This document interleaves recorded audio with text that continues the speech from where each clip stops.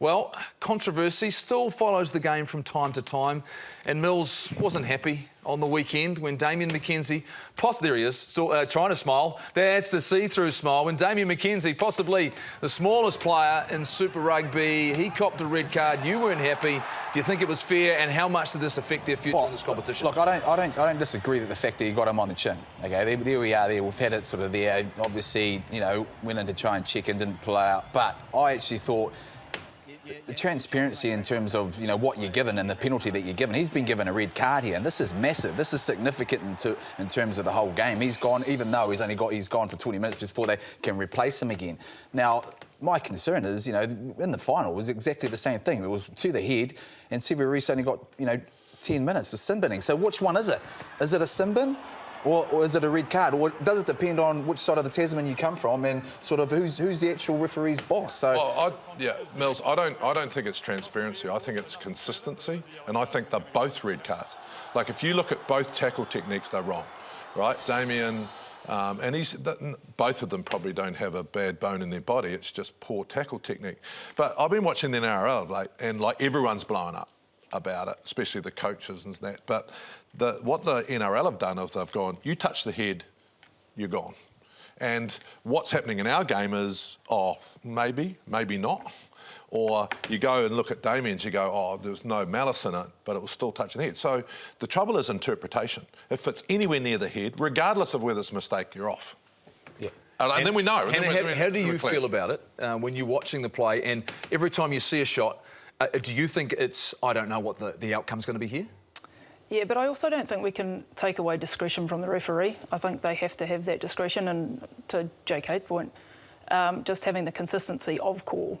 But that wasn't the only card to change a game in the weekend. I think we had something like 8 yellow cards and 1 red card, which significantly shifted some of the games in the weekend. Yeah, absolutely. And I would pick on a point where I felt someone was very lucky and very fortunate not to get one, and that was in the Highlanders game where Michael Collins gets hit by Matt Tu'umua and gets absolutely collared direct to the side of the head. And this is always a challenge. You look at that, it was a penalty offence. Yes, he might have been going down, but he's only lowered slightly, Mils. So, to your point, look, but my problem, that denied us a bonus point. We would have been still in the playoffs. No, yeah, but my problem there with both Damian's and Tu'umua's, was that Tu'umua that just did that last tackle?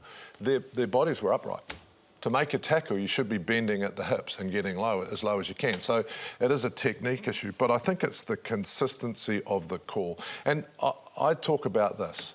We talk about the chairman, we talk about all these things in our game, but our game is turning mothers and kids off. So that's why NRL have done it, and that's why we've got to come down hard on it, because it's not about us, it's about the 5, 6, 7 and 8-year-olds that are playing now.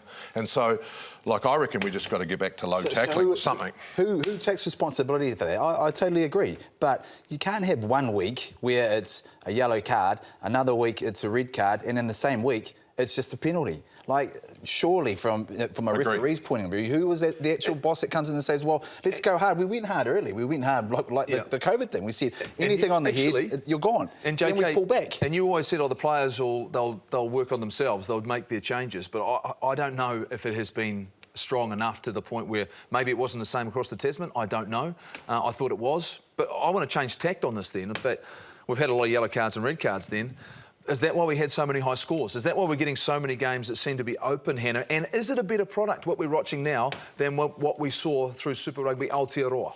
Yeah, it definitely changes the momentum and how quickly the team can catch up to that momentum, to how much damage is done when there is a card. I think, to your question around, it's good to watch at the moment. There's lots of tries, it's open. New Zealand teams have been chasing the bonus point from round 1, so therefore they're kicking for territory, they're not kicking for penalties, there's less scrums, there's less contact. I'm really enjoying it.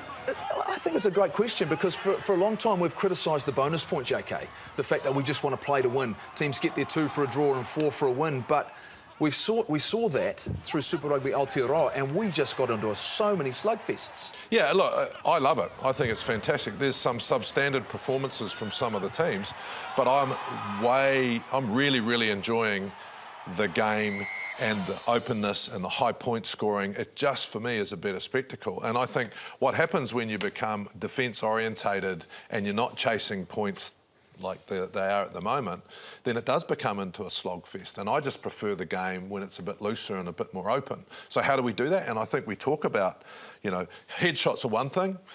You know, we've got to get them out of the game. But actually, how do we make it exciting? How do we make fatigue come into the game? How do we make sure that, you know, we're seeing defensive lapses and misses through fatigue? And I just think it's a better game, better spectacle anyway. Mils? Yeah, fatigue's definitely got to be the point of difference. You know, how to get players to fatigue so they make, you know, errors and things like that.